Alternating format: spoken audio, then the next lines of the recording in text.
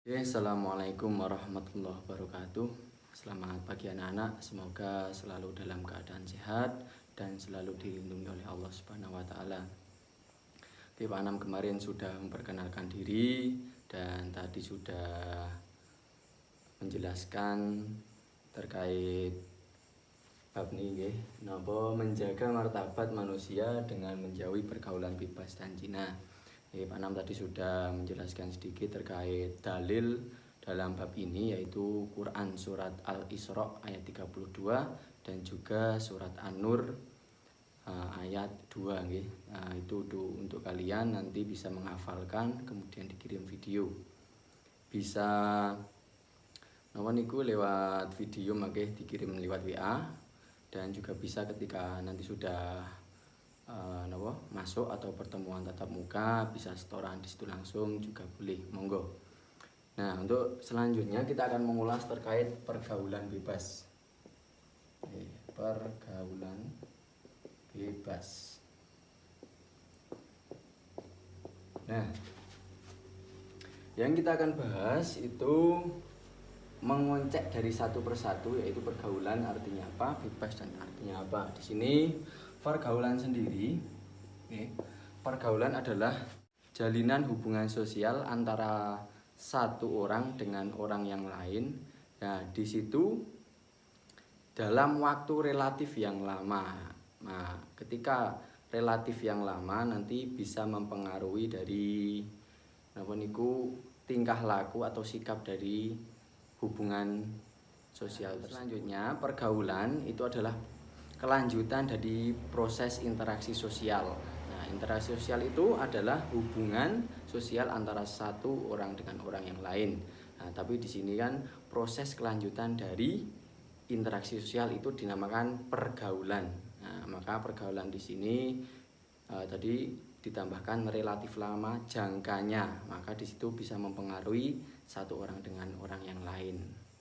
Misal contoh, ketika kita bermain dengan orang yang istilahnya sering membaca Al-Quran, maka lama-lama kita akan juga membaca Al-Quran. Itu adalah yang baik. Ketika kita berhubungan sosial dengan orang yang buruk, nah maka di situ akan terjadi keburukan.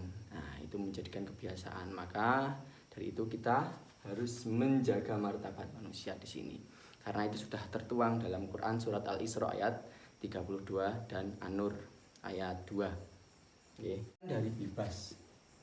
Nah, bebas di sini dalam KBBI, KBBI Kamus Besar Bahasa Indonesia, bahwasanya bebas adalah lepas sama sekali, tidak terhalang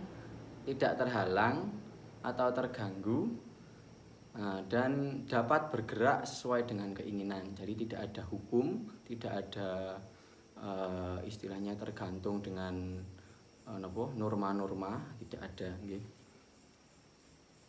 Nah, kemudian ketika digabungkan menjadi satu.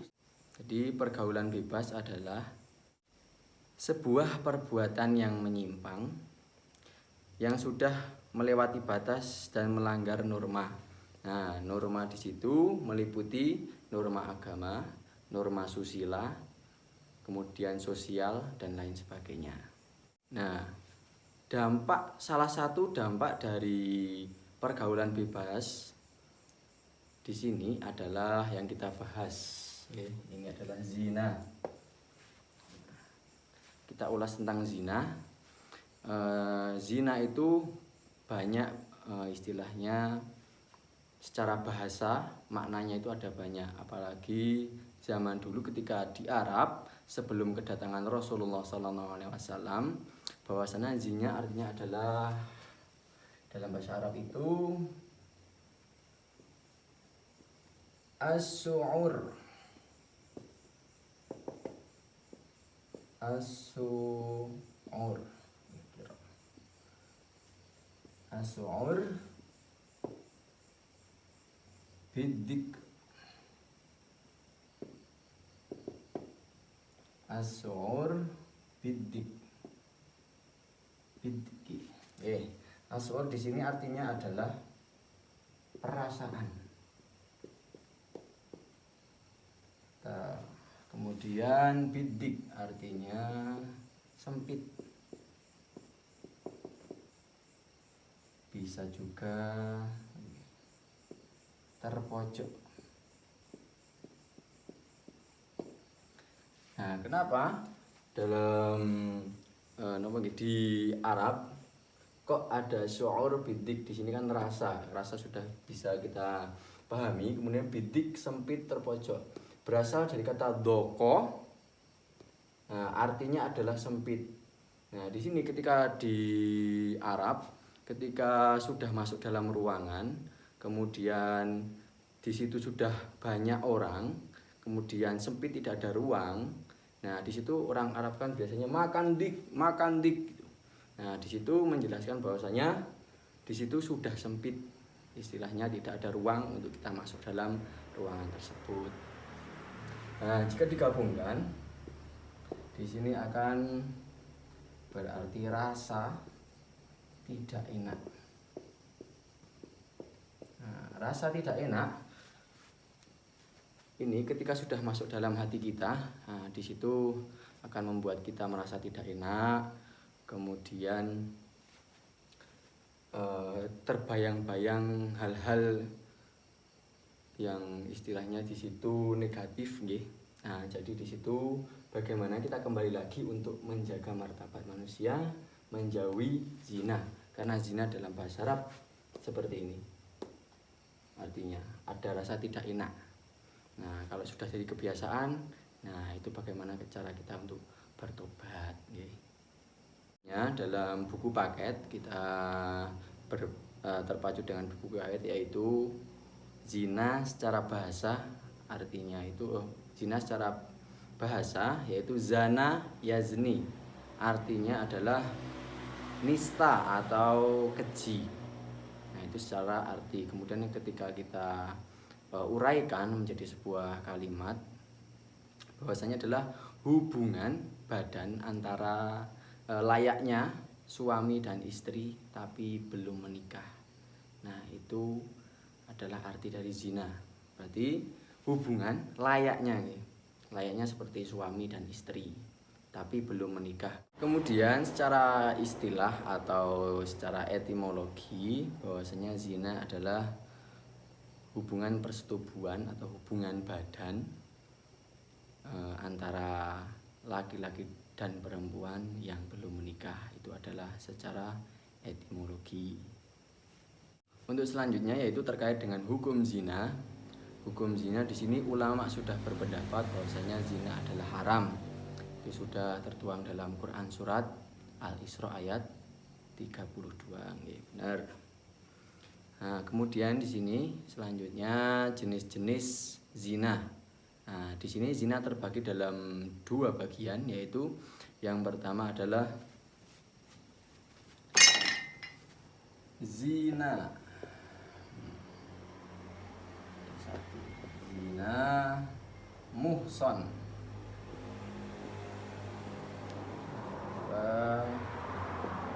Zina ghairu muhson.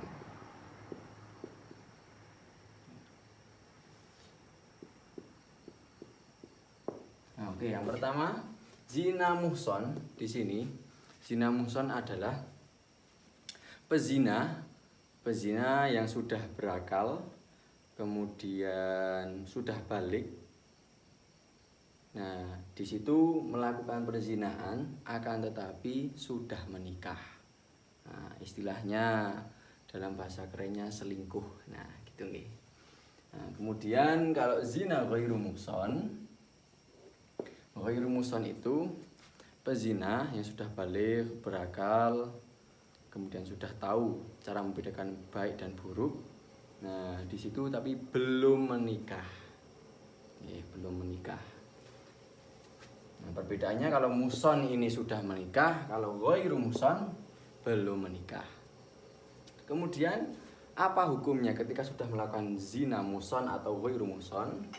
Yang pertama, sini zina muhson itu hukumannya adalah dirajam.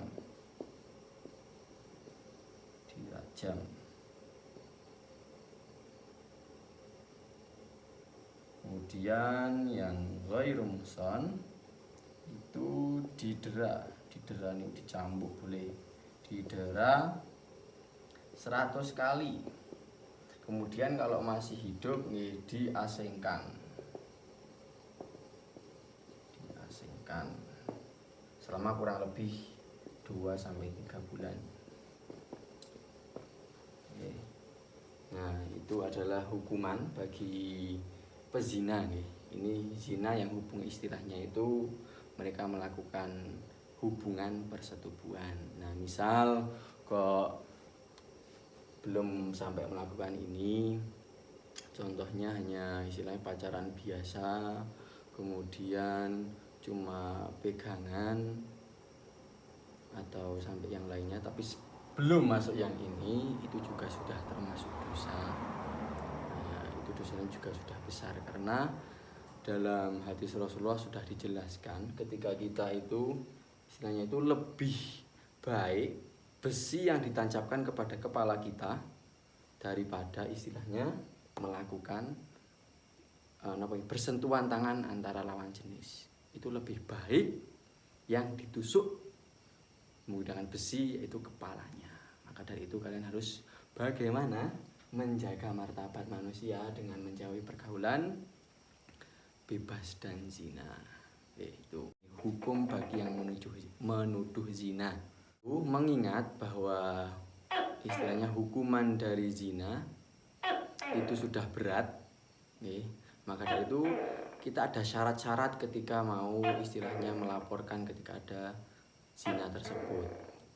Yang pertama, kita bisa membatalkan tentang tuduhan zina ketika masih ragu. Karena untuk yang kedua kita memperhatikan dulu aja, istilahnya bisa dibatalkan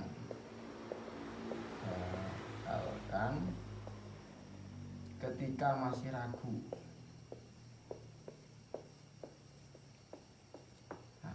Yang kedua, karena di sini kita membutuhkan 4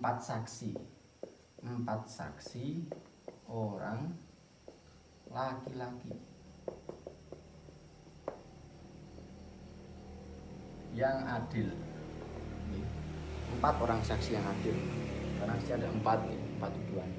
Nah, maka dari itu nomor 3-nya ada syarat lagi, ada syarat-syaratnya, termasuk dari melihat kejadian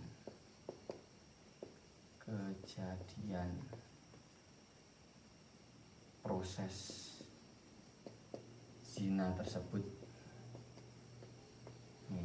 Ini syaratnya yang ketiga, yaitu melihat. Jadi 4 orang tersebut itu melihat kejadian proses perzinahan tersebut. Kemudian yang terakhir, ada salah satu yang mencabut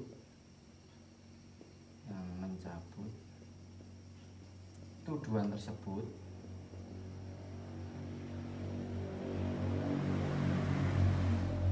maka dianggap fitnah.